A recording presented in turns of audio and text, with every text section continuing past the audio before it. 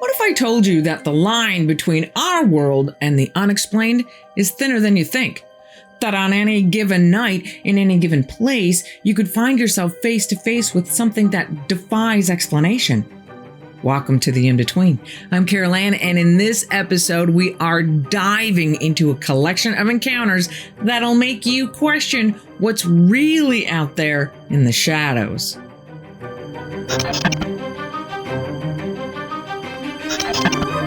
It's around midnight. Dan, who's just a kid, is heading home on his bike. The road that he's traveling is pitch black, no street lights, with dense forest lining both sides. He knows this road like the back of his hand. It's a little hilly, but it's not terrible, and occasionally there's a house breaking up the monotony of trees. One house along this stretch has always grabbed Dan's attention. Its driveway ends in a gate that has a floodlight so bright it illuminates the whole area like a miniature sun. Usually, Dan is grateful for this little bit of artificial daylight in the darkness, but not tonight. As Dan approaches the overly bright area, his eyes drift to the woods on his left. What he sees there stops his heart cold. Crouched on all fours is a creature that he can't even comprehend. Kinda looks like a dog, but its body is all wrong. The back end is way higher than the front. As Dan's brain screams, "That is not a dog!" his stomach just tanks. But before he can process what he's seeing, the creature starts charging right at him with insane speed. Panic pumps through Dan's veins. He starts pedaling his bike with a desperate intensity he has never known before. Behind him, he can hear its razor-sharp claws raking against the asphalt, getting closer every second. Against his better judgment, he can't help but look back, a decision he instantly regrets. In the moonlight, he catches a glimpse of this thing. It's massive, a hulking mass of muscle and fur. Dan whips his head forward again and pushes himself even harder. Suddenly, he feels something swipe across his back. Then a second time.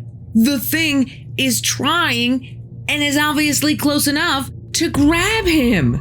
This near miss unleashes a final burst of adrenaline. He pedals harder and faster than he ever imagined that he could, the muscles in his legs burning. After what feels like an eternity, the sound of claws on the pavement begins to fade. The creature, for whatever reason, has given up the chase. But Dan does not slow down until he reaches this area that has a well-lit road where there's a store and a couple other buildings. Feeling like he's somewhat back to civilization, he relaxes a little and tries to process the nightmare he's just escaped. Unfortunately, that's not the end. At home, Dan can't shake the feeling of being watched. Every shadow outside his window freaks him out now. He thinks, is it back? Did it track me to my house? And for months afterward, Dan suffers from horrible nightmares. Even decades later, with the adult rational part of his mind insisting it had to have been some kind of hallucination, Dan cannot forget. To this day, the memory sends chills down his spine because deep down inside, he knows it was real. How does he know? It's the one thing he can never rationalize away. The dirt on the back of his sweater, left there by whatever swiped at him on that terrifying night. Being chased by a monster on a dark, deserted road is understandably terrifying. But what about when you're standing in a place that is full of people whose job it is to take care of you? The hospital. This story comes from Ivy's mom 330, but we'll call her Sarah. In 2009, Sarah is in the situation all of us dread, a loved one in the hospital. Her mom has been admitted. And Sarah, along with her siblings, take turns visiting 2 at a time.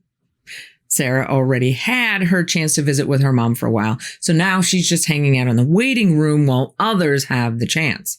But she finally decides it's time to head back in and say goodnight before heading home for the night. The waiting room is down the hall a bit from the patient's room and the nurse's station, but she knows her way back to the room. As you leave the waiting room, the elevators are in front of you, and to the right, there are 2 big wooden doors that go to the ICU where her mom's room is. Sarah pushes open the heavy wooden doors, takes a few steps inside, and suddenly realizes something is very, very wrong. Instead of the circular layout and yellow walls and the central nurse's station, she finds herself in a long gray hallway. The walls are lined with closed doors, and between each door is what she can only describe as like a niche or a cubbyhole, but they're big enough for a person to fit inside. Now, Sarah's no stranger to weird experiences. At 62 years old, she's seen her fair share of the strange and mysterious. But whatever is happening right now is on a whole different level. As she's trying to make sense of her surroundings, Sarah sees somebody about 30 feet ahead. It's a boy, maybe 16 to 19 years old, standing in one of those niches on the right side of the hallway. He's skinny, wearing a hospital gown with shoulder-length dark hair that looks greasy or sweaty. Sarah keeps walking, and the boy keeps staring, peeking around the wall with this creepy grin on his face.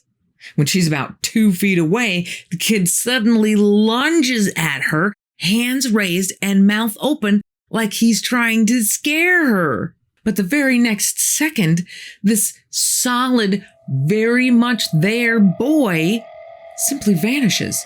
Gone. Poof. Like he was never there at all. Staying calm and cool, Sarah just stops and says out loud, "It's not nice to try and scare people." And she stops and thinks about what she just saw or what she didn't see. The boy's eyes were completely black, like pools of oil. No whites, no irises, just darkness. Now, Sarah has seen spirits before, but this is different.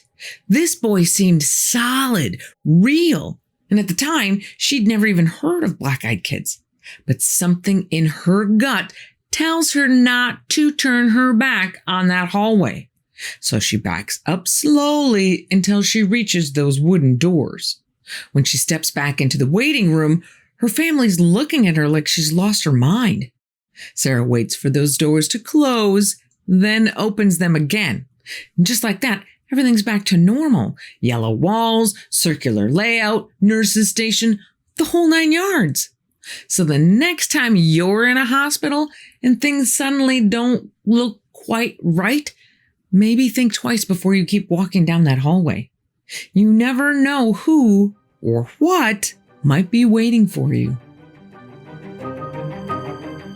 From the literal and figurative heart of civilization, we head back out to the deep, creepy forests of Florida, where our next story proves that sometimes you don't necessarily need to see it to believe it. When he was about 8 or 9 years old, Ben lived with his family in Plant City, Florida, not too far from Tampa, but far enough to still be pretty much in the middle of nowhere. They live in a converted double wide, surrounded on 3 sides by a wild tangle of palmetto, oak, and palm trees. Ben's room is an add-on room attached to the house later, which, because of the way it's attached, can only be accessed by a multi-tiered porch. One night, after everyone is asleep, a blood-curdling scream rips through the darkness from the nearby woods. It's a sound Ben has never heard before, but he's old enough to know it's not a coyote and it's not a panther. Then, complete silence. The only thing Ben can hear is the family's hunting dogs, usually fearless, whimpering on the porch. He listens for a while. He doesn't hear anything else. Eventually falls back to sleep.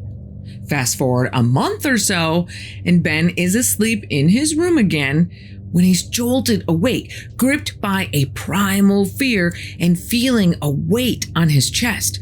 His TV's on, but the sound is muted, and judging by the slick preacher on the screen, he can tell it's pretty late. He hears movement on the porch outside his room. His super tough hunting dogs are whimpering again. Now, the porch has a window to the yard. Outside the window is a yard light that shines through the window. And even though the blinds are down, it's bright enough that he can even see the shadows of bugs flying around the light. Suddenly, his window goes dark as something massive steps in front of the porch light. But he can still see a sliver of light up in one corner of the window, so he knows it's not because the light went out. Ben sees the shadow step back and bend down to look inside. He sees the outline of an enormous head and shoulders with long clawed hands like a raccoon's. On the head are two vertical ears on either side like a Doberman. As it shifts to look around, it turns directly toward Ben's bed. The shadow shifts in the window again, and Ben can feel it looking directly at him. Terrified, he runs to get his dad, telling him there's a man on the porch. By the time his dad gets there to check it out, nothing's there, but the dogs are huddled in a corner. If whatever was out there was regular for the backwoods of Florida, those dogs would be going nuts trying to get at it. Takes Ben a little while before he sleeps in that room again, but he finally does, and life moves on. Fast forward about 10-12 years, and Ben is now a deputy in the sheriff's department. One night, even though he doesn't live there anymore, he and a buddy decide to take Ben's F-150 truck and go hunting on the property for coyotes. He parks the truck right at the tree line, and he and his buddy are in the back of the truck sitting on top of the cab. So they're maybe 6-7 feet off the ground. And they can hear a pack of coyotes moving in. Suddenly, and for no reason that Ben can figure out, the pack turns tail and runs off into the woods. That's when that same unnatural silence falls again. Shining a light into the trees, they spot eye shine about 10 feet back from the tree line and at a height that is higher than theirs. No big deal. They figure it's just a raccoon that shimmied its way up the tree. Ben turns off the light and the two men wait and listen for a few minutes. Not hearing anything, Ben turns the light back on and they see the same eye shine. But this time the eyes have moved 20 feet to the right, closer to the tree line, but still just as high and still in the trees, so they can't really see what it is. Both men are then gripped by this intense fear, and they decide it's time to go. They jump off the truck, jump into the truck, and leave as fast as they can. Today, as a 30-year-old deputy sheriff, Ben still vividly recalls the terror of both of those encounters. And though his job has exposed him to all kinds of terrifying situations, nothing compares to the primal dread he felt face to face with what he believes was a dogman. Why do these things always have to happen at night? Well, you know the saying, what happens in the woods stays in the woods. But what happens when high strangeness comes to visit a New England island? This encounter takes place sometime around 1986-1987. Eric and his best friend Steve, both around 11-12 years old, are inseparable. Eric spends most of his summer at Steve's house on Harpswell Island, Maine, which is this island town broken up into sections connected by bridges. They know every inch of Harpswell, from its peninsulas to its beaches, like the back of their hands. They spend the long, warm days playing outside and wrestling with the neighborhood kids, but it's the nights that bring the real adventure. This particular evening, they watch their favorite show, Saturday Night's Main Event, which ends at midnight, and Steve's mom says it's time for bed. So they both do as they're told and head off to bed. But they don't go to sleep. They just lie in their beds waiting for Steve's parents to go to bed and fall asleep. When they finally hear the light snoring coming through the walls, they know the coast is clear and they quietly slip out of their beds. Being the ninja wannabes that they are, Steve grabs his prized dagger from its hiding spot, while Eric retrieves the meat cleaver he'd modified with a homemade handle. Ninjas always have weapons. They quietly open the window and climb out into the cool night air. The two boys make their way down the familiar one-lane road leading to the beach on Ore Island. The night is very still. All they can hear is crickets, which of course makes their whispering sound like shouting. They get to the beach and start skipping rocks on the moonlit water, talking about everything and nothing, reveling in their little boy rebellion. They hang out there for a little while until they decide, you know what, it's probably time to go back. It's probably about somewhere between 1 and 2 a.m. And the road home is dark except for a few street lights here and there. As they're approaching one of these pools of light, Eric nudges Steve, points ahead of them and whispers, "Hey, look." In the distance, they can see someone walking towards them. As they get closer, they realize it's a woman. The boys kind of look at each other, and Steve whispers, "What's a lady doing out here so late?" Eric shrugs, not taking his eyes off the approaching woman. As they get closer to the streetlight and to the woman, details start to come into focus that make both boys' hearts race. The woman is wearing a wedding dress.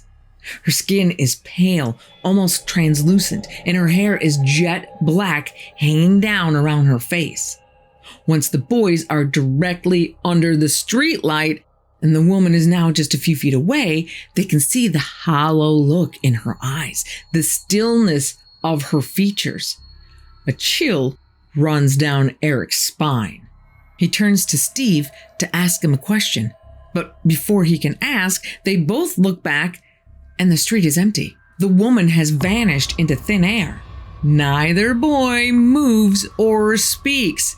They just stare at the spot where the woman was standing just a few seconds ago. And then they look at each other and then look back at the empty street. "Did you?"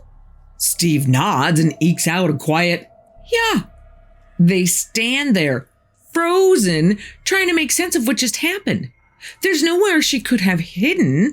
One side of the road is a steep embankment. The other is somebody's yard bordered with tightly packed hedges. If anyone had tried to run away, not only would the boys have seen them, but the night is so quiet, they would have heard them too. Freaked out, they double time it home, going back and forth between dismissing the incident and insisting that it really happened.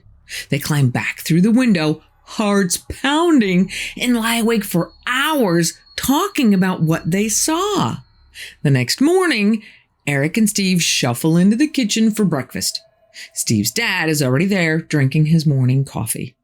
As the boys mosey in, with a voice that's a mixture of amusement and disapproval, Steve's dad says, "So you boys went out again last night." "Busted." Eric and Steve freeze, exchanging guilty looks. The jig is up, so they decide against even trying to hide it and just quietly nod their heads as Steve kind of says, "Yeah," avoiding looking at his dad because he's assuming he's in big trouble. His dad leans back, taking a sip of coffee, and says, "Did you have fun?" The boys look at each other again. Should they tell him? Steve decides to chuck caution to the wind and says, "We saw something, Dad." Eric chimes in, "A woman in a wedding dress." The floodgates open, and the boys launch into a non-stop tag team barrage, telling Steve's dad what they saw, how she vanished before their eyes. When they finish, they wait nervously for Steve's dad's reaction. To their surprise, Dad stays as cool as a cucumber. He sets down his coffee mug, leans forward, props his elbows on the table, and says, "You know, there's a story around here about a woman who died somewhere by the beach on her wedding night." The boys' eyes widen and Steve asks, How long ago? His dad shrugs. Not sure exactly. Maybe 100 years ago, give or take. Eric and Steve look at each other, mouths hanging open and slowly turning into grins. Wow! Our first ghost. Cool. From land to sea, it seems nowhere is safe from the unexplained. Our next story takes us to the shores of New Brunswick, where a night of summer fun turned into a ghostly nautical nightmare. It's a warm July evening in 2022. A group of friends are gathered on the beach in New Brunswick, Canada, enjoying a classic summer night.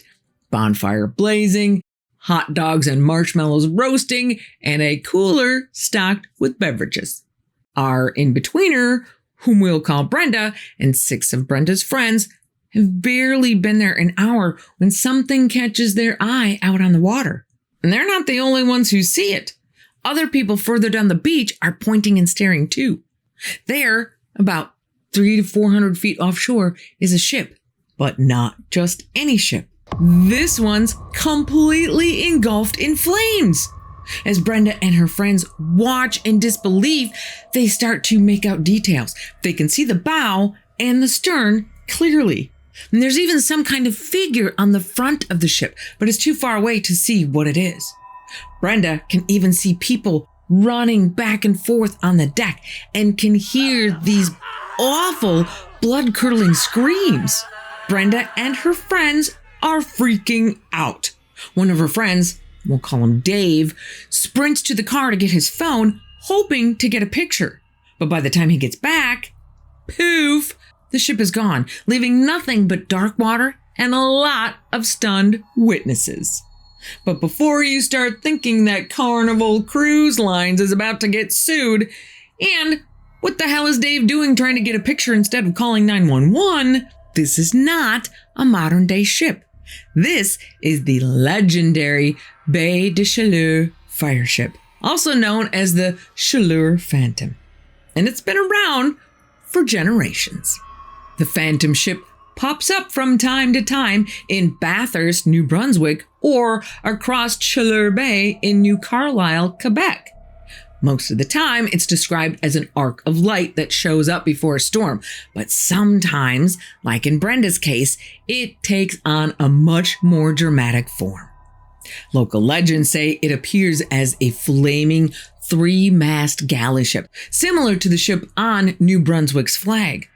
Some people even claim that if you dip your feet in the waters of Chaleur Bay, you can hear the screams of the burning passengers. Now, science types have tried to explain this away as everything from decaying vegetation to underwater natural gas releases to St. Elmo's fire. But ask anybody who's seen it, like Brenda, and they'll tell you this is something else entirely. Brenda hasn't been back to that beach since that night, but she's already planning her next trip. And this time, she's bringing a camera with a telephoto lens. Because if there's one thing we've learned here on the InBetween, it's that when the unexplained comes knocking, you'd best be ready. Well, that's about as dramatic of a message from the spirit world as you can get. Not all messages from the other side are as crazy as that one. Some of them are a little bit more subtle. The email for this story didn't say if we could use her name or not, so we're going to be on the safe side and call her Jennifer. Jennifer's parents were married for a long time. And for one of their anniversaries, her dad made her mom a beautiful grandfather clock, the traditional kind that chime every 15 minutes. When it was finished, he told her that he had left a message for her inside the clock, a message she was told not to read until after he had passed away. Her mom was so proud of her gift and the romantic message, she immediately told the neighbor, who happened to also be a really close family friend. But over the many years, her dad's labor of love stopped chiming. And about the time the clock turns 30-ish years old, Jennifer's dad passes away. But on the day the minister is due to come to the house to discuss the funeral arrangements, something weird happens. At 1 p.m., when the minister who's running late is supposed to be there, the clock chimes. Jennifer and her mom are stunned. This thing hasn't worked in forever, yet here it is, ringing every 15 minutes like nothing's wrong. And it keeps ringing every 15 minutes, just like it's supposed to, the whole time the minister is there. But the moment that he leaves, it goes nuts and starts randomly chiming.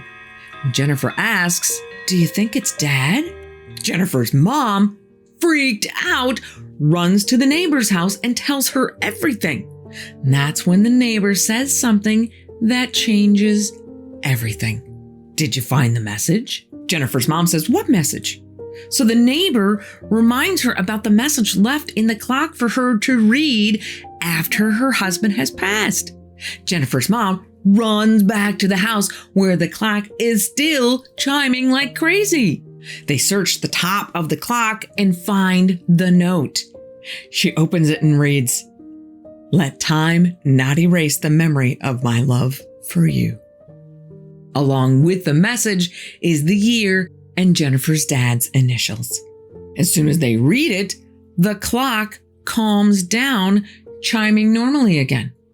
They all have a good cry, and Jennifer's husband closes the clock back up. It chimes one more time, then just stops, and it hasn't made a peep since. Holy buckets! From Dogman to phantom ships, black-eyed kids to ghostly brides, these stories from our InBetweeners prove one thing. This world of ours is a whole lot stranger than most people realize, and the line between this world and the next can blur in the blink of an eye. If you're hungry for more hair-raising tales of the strange and mysterious, click right here. Be careful out there, and I will see you here again on the InBetween.